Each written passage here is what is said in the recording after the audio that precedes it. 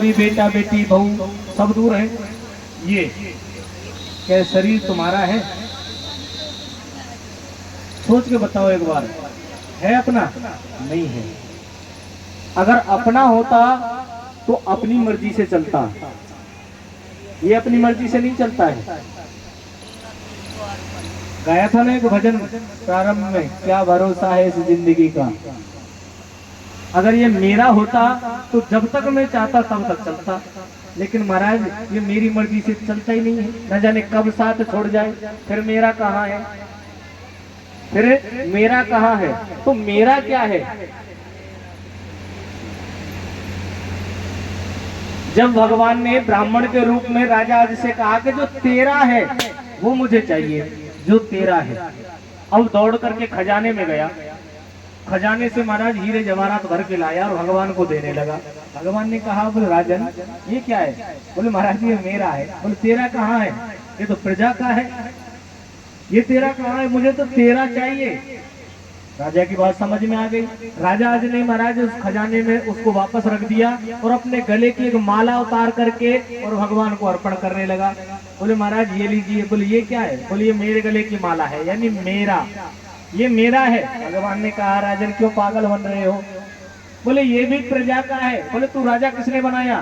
बोले महाराज प्रजा ने। बोले जो तेरे पास है वो तो सब प्रजा का है। बोले तेरे पास क्या है? आप में से कोई बताओ हमारा है क्या? नहीं है हमारा कुछ। है तो सही, ऐसा तो नहीं हो सकता जो हमारा ना हो, क्योंकि अगर हमारा ना होता तो कर्म करने के लिए मृत्यु लोक में नहीं आते। कुछ ना कुछ कमाने तो आए हैं, कुछ ना कुछ कमाने आए या ऐसे आए टाइम पास करने? समझने वाली बात है। कुछ तो है जो हमारा जाकर के वहां सबूत बनेगा।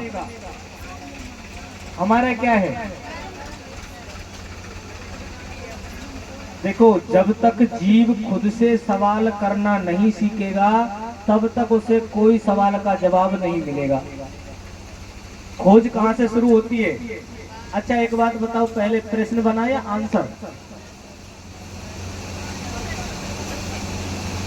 पहले प्रश्न बनाया आंसर? आंसर प्रश्न। तो आपने कभी अपने आप से एक प्रश्न किया क्या कि हमको भगवान ने ऐसा क्यों बनाया, मनुष्य क्यों बनाया? और मनुष्य भी बना दिया तो जो किसी जीव को नहीं दिया वह हमें क्यों दिया है? क्या दिया है? सबसे हटके क्या दिया है हमने? बुराई करना। तो सबसे हटके जो और जीवों में नहीं है क्या दिया है? मोह। वो तो सबको दिया है। अच्छा सबको छोड़ो, जो गाय भैंसों में है और वो हम में नहीं है, या जो हम में है वो उनमें नहीं है, ऐसी कौन सी चीज है? अच्छा एक बात बताओ, गाय भैंस अच्छा और बुरा समझती है क्या? नहीं समझती। तो अच्छे बुरे की पहचान किससे होती है? अच्छे बुरे की पहचान किससे होती है? नाक से सूंघ के? दिमाग से। ये बुद्धि जो दी है ना, ये जो बुद्धि दी है ये सिर्फ भगवान ने इंसान को दी है। बुद्धि तो सब में दी है, लेकिन जो सोच बुद्धि यानी कि अच्छा और बुरा समझना, पाप और पुण्य को समझ लेना, ये सिर्फ इंसान को दिया है। अब एक सवाल और पैदा होता है यहाँ। अच्छा एक बात बताओ, अगर किसी इंसान में दिमाग नहीं है, यानी कि जिसके अंदर दिमाग नहीं होता, उसे क्या बोलते हैं आप? पागल। तो कोई पागल व्यक्ति अगर पाप करे तो क्या उसको पाप लगेगा? नहीं लगेगा। अगर कोई गाय भैंस बकरी पाप करे तो उसको पाप लगेगा? और अगर हम कहें लगेगा तो? आज तो नहीं बता पाएंगे, लेकिन ये कथा विस्तार से समझेंगे। ये कथा आएगी आपको 7वें दिन की कथा में, बड़ी सुंदर। आपने नहीं सुनी होगी, एक कथा आती है 7वें दिन, राजा नरक की कथा। उसमें यही बताया है कि किसको पाप लगता है। पाप सभी योनियों में लगता है, कोई भी योनि क्यों ना हो, पाप सब में लगता है। लेकिन एक मनुष्य योनि ऐसी है जिसमें पाप से बच सकते हैं, और किसी योनि में पाप से बच नहीं सकते हैं।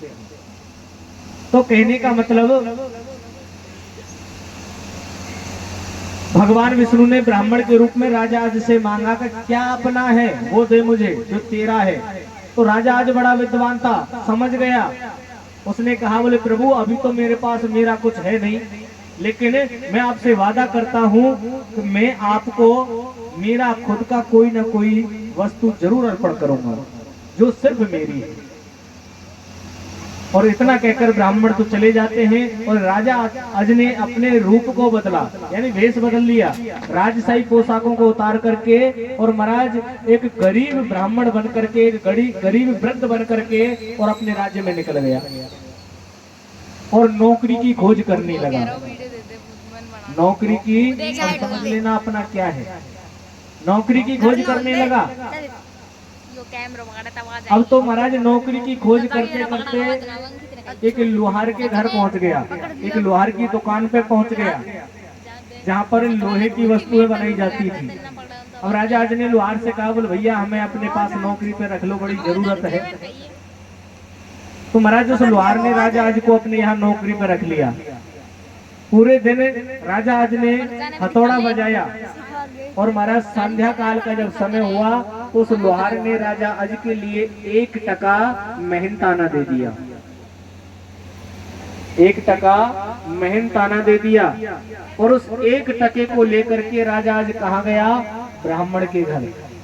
और ब्राह्मण तो मिला नहीं, ब्राह्मणी मिली थी और ब्राह्मणी से कहा यही ब्राह्मणी ये 1 टका ब्राह्मण को दे देना और उससे कहना कि इसमें कोई प्रजा का अधिकार नहीं है, ये सिर्फ मेरा है। तो मेरा क्या है, जो मेहनत से कमाया हुआ जो धन होता है और अपनी मेहनत एवं चतुराई से कमाया हुआ सम्मान होता है, उसमें किसी का कोई अधिकार नहीं होता है, सिर्फ वो अपना होता है। मरने के बाद क्या काम आता है, मरने के बाद तुम्हारे द्वारा कमाया हुआ सम्मान, तुम्हारे द्वारा कमाया हुआ परोपकार, सिर्फ यही तुम्हारे काम आता है और यही हम मेरा है, वरना ये शरीर भी मेरा नहीं है। इसलिए हमेशा अपनी मेहनत की कमाई पे ही भरोसा करना चाहिए। और जुआ की कमाई तो आज आवेगी कल चली जाएगी, लेकिन जो मेहनत से कमाई है ना वो हमेशा आपके साथ रहेगी। ये एक समझाने वाली बात है, समझने वाली बात है। इसका मतलब यही नहीं है कि धन ही कमाओ, धन का ही मतलब नहीं है कि पैसा मेहनत से कमाते हैं तो वही अपना है। मेहनत से जो सम्मान आप कमा रहे हैं, मेहनत करके जो पढ़ाई आप कर रहे हैं, क्या ये ऐसी वस्तु है जिसमें कोई बंटवारा कर सकता है, बताओ, कर सकता है? नहीं कर सकता। तो वो अपनी है और वरना ये शरीर भी अपना नहीं है। तो आज राजा आज ने महाराज उस ब्राह्मणी से कहा और कह करके चले जाते हैं। संध्या काल को जब ब्राह्मण आए और ब्राह्मण जब घर पे पहुंचे तो ब्राह्मणी ने कहा बोले स्वामी राजा आज आए थे और 1 टका दे करके गए हैं और कहा है कि महाराज ये मेरी कमाई है, यानी कि मेरा है, इसमें किसी का और का कोई अधिकार नहीं है।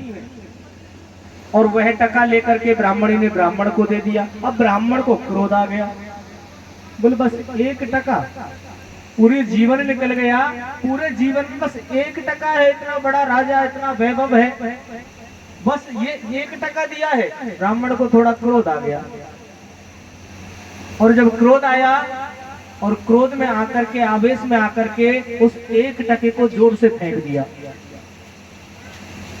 और जहां जाकर के वो टका गिरा वहां एक बहुत बड़ी खाई बन गई, यानी खड्डा हो गया, खाई बन गई।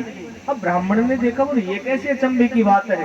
ब्राह्मण दौड़ के गए, तो दौड़ के जब गए तो वहां शोध करने लगे,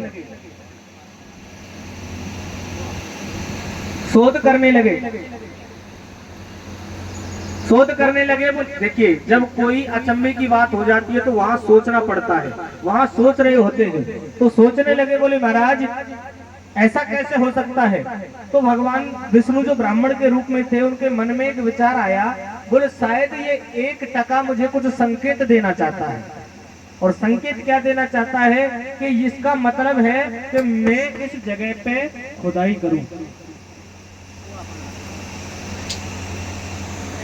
मैं इस जगह पे खुदाई करूं।